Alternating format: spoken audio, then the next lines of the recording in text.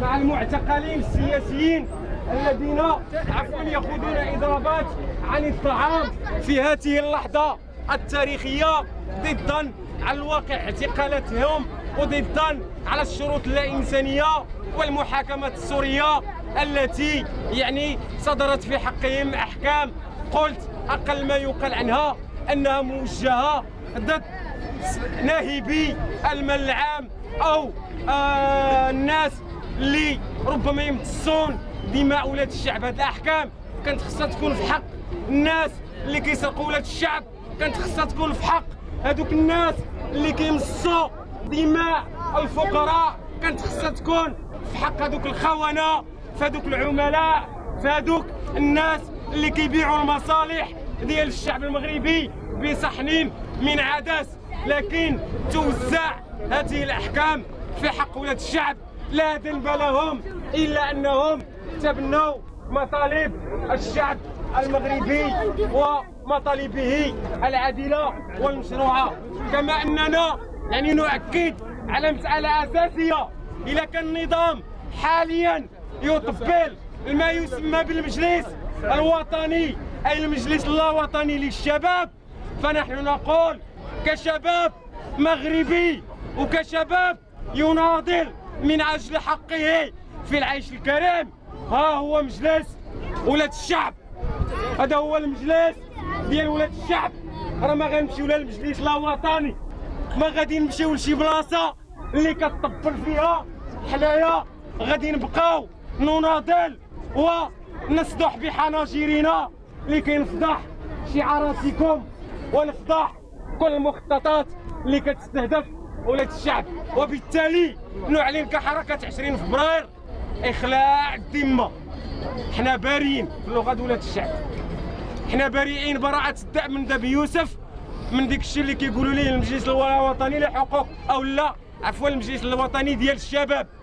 حنا كنقولوا بأن حركة 20 فبراير هي حركة ديال كل أبناء الشعب، وهي حركة اللي كتطالب بمطالب ديال الشعب، واللي كل أبناء الشعب المغربي يناضلون من داخلها. وبالتالي متشبتين بهذه الحركة وقاسمين على أننا نستمروا في النضال حتى ديكشي اللي عارفين.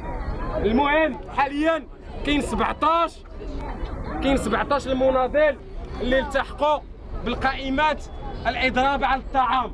تحية نضالية عالية لهم. وعادي الله ما نرحل، وعادي الله ما نرحل، وعادي الله يجمع الموت ما نرحل، وعادي الله. تحية نضالية مجددا. قلت هناك 17 ديال المناضلين اللي دخلوا في خطوة الإضراب على الطعام اللي انطلقت الآن وغتنتهي غدا من داخل ساحة التغيير. مع 7 غنتواجدوا هنا. هنا في القائمة كاين 3 المناضلين من داخل موقع الشون، وتحية نضالية عالية اليوم. كاين مناضلين من تطوان واللي غيلتحقوا من أجل المساهمة في خطوة الإضراب على الطعام. كاين مناضلين اللي من العرايش والرفاق، ربما الرياحي المعتقل السياسي السابق واللي غنسمعوا له الشهادات ديالو غدا، واللي كيساهم معنا في الانجاح ديال هذا الشكل. تحيه نضاليه عاليه للرفاق من داخل موقع العرائش.